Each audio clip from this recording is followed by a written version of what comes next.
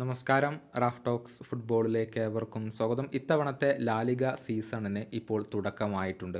എന്നാൽ വളരെ പ്രധാനപ്പെട്ട ഒരു മാറ്റം ലാലിഗയിൽ ഇത്തവണ സംഭവിക്കുന്നുണ്ട് എന്നുള്ളതാണ്. അതായത് ലാലിഗയുടെ പ്രസിഡൻ്റായ ഹവിയർ ടബാസ് ആണ് ഈ ഒരു മാറ്റം നടപ്പിലാക്കാൻ ഉദ്ദേശിക്കുന്നത്. ലീഗിലെ മത്സരങ്ങൾ വിദേശത്ത് നടത്തുക എന്നുള്ളതാണ് പ്ലാൻ. സാമ്പത്തികപരമായി കൂടുതൽ നേട്ടങ്ങൾ കൈവരിക്കാൻ വേണ്ടിയാണ് ഇപ്പോൾ ലാലിഗ വിദേശത്തേക്ക് പോകുന്നത്.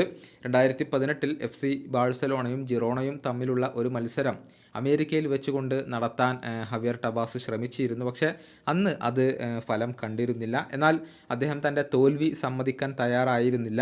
ഇപ്പോഴും അദ്ദേഹം ആ ഒരു ശ്രമങ്ങൾ തുടരുകയാണ്. ഇത്തവണ FC ബാഴ്സലോണയും അത്ലറ്റിക്കോ മാഡ്രിഡും തമ്മിലുള്ള ലീഗ് മത്സരം ഡിസംബർ മാസത്തിൽ നടക്കുന്നുണ്ട്. ആ മത്സരം അമേരിക്കയിലേക്ക് കൊണ്ടുപോകാനാണ് ഇപ്പോൾ ഇദ്ദേഹം ഉദ്ദേശിക്കുന്നത്.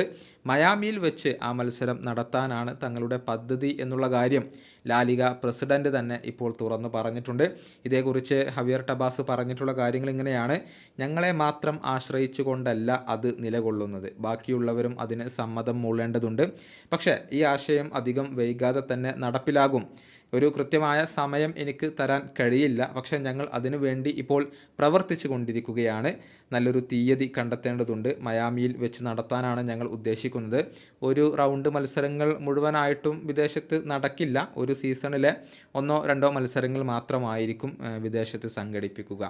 ഇതാണ് ലാലിഗ പ്രസിഡന്റ് ഇപ്പോൾ പറഞ്ഞിട്ടുള്ളത്. നിലവിലെ റൂമറുകൾ പ്രകാരം FC ബാഴ്സലോണയും അത്ലറ്റിക്കോ മാഡ്രിഡും തമ്മിലുള്ള മത്സരമായിരിക്കും അമേരിക്കയിലെ മയാമിയിൽ വെച്ചുകൊണ്ട് നടക്കുക.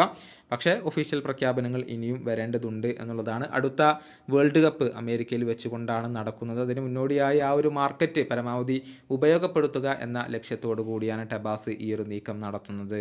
ഈ വീഡിയോയുടെ അവസാനിപ്പിക്കുന്നു. വീണ്ടും കാണാം.